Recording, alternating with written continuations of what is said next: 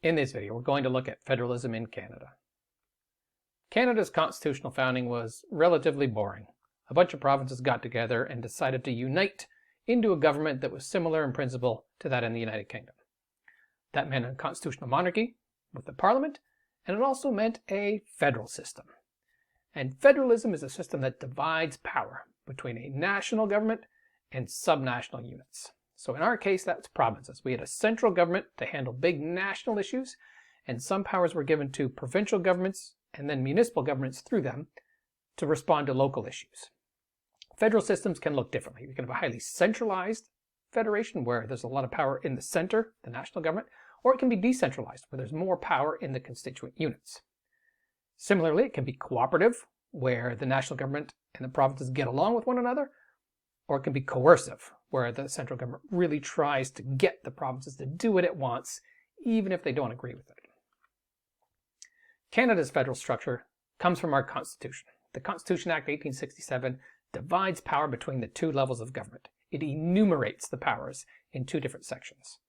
Section 91 lists the powers for the national government. Generally, they're big national things like transportation and fisheries, but they also are given authority to legislate for the peace, order, and good government of Canada, POG. Section 92 enumerates powers for the provincial governments. These tend to be more local issues. Licensing of taverns and saloons, business licenses, healthcare, education, property and civil rights within the province. Anything that's not written down defaults to the central government. We call those residual powers. Things that weren't specifically mentioned, anything that comes up goes to the national government. Now, where did this idea come from? Where did Canada get the idea for a federal system? Well, basically the Americans. A few years prior, the Americans had tried twice for a federation. They had their Articles of Confederation, which didn't work, and then they got together with their Constitution soon after that. Looking across the border, Canadian politicians weren't inclined to do the same thing. John A. Macdonald, in a speech to Parliament, says we don't want to spit on the same rock and make the fatal errors that they have. And what did he mean? What fatal errors was he talking about? Well, the American system granted a lot of power to the states. In fact, it treated the states as sovereign entities, almost like independent countries. And John A. Macdonald thought that was a terrible idea, that we needed a system of federalism that centralized power in a central government rather than giving the provinces too much power. So that's really where the inspiration for Canada's vision of federalism came from.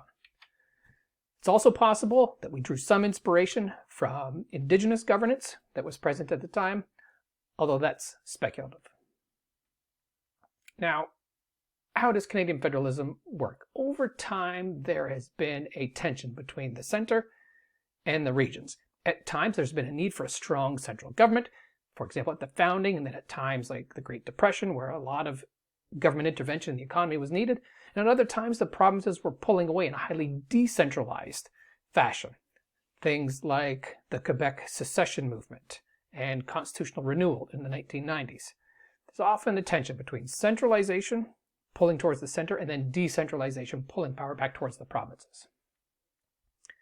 There's a few institutions where federalism happens. It doesn't really happen in Parliament, but it does happen in something called the First Ministers' Conference. This is a meeting that happens irregularly, there's no schedule, between the Prime Minister and the provincial premiers. Here they can get together and discuss issues of mutual concern, try and come up with strategies to tackle national issues. These don't happen very often. Each Prime Minister might have one or two of these First Ministers' Conferences, and then they don't want to have them anymore, because it's really just a forum for the provinces to yell at the Prime Minister. What happens more often is meetings of the Council of the Federation. This is basically the same group, all the provincial premiers, without the Prime Minister.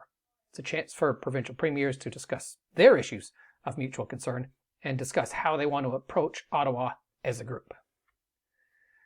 In practice, there are also transfers of money between the federal government to the provinces. Some of those are conditional.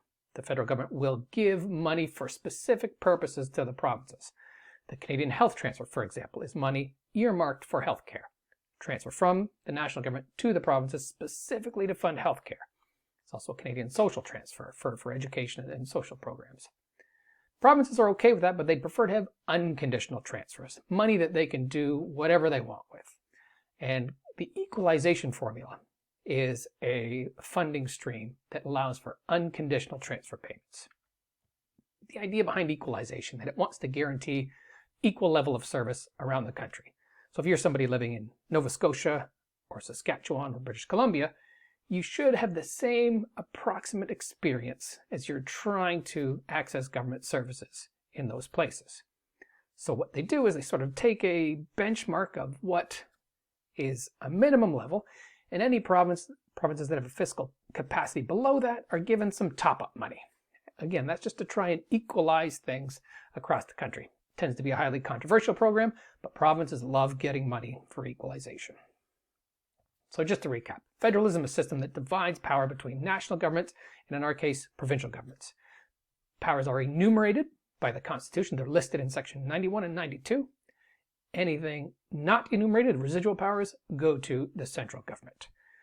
Over time, Canadian federalism oscillates between being very centralized and very decentralized as well, depending on what issues are dominating.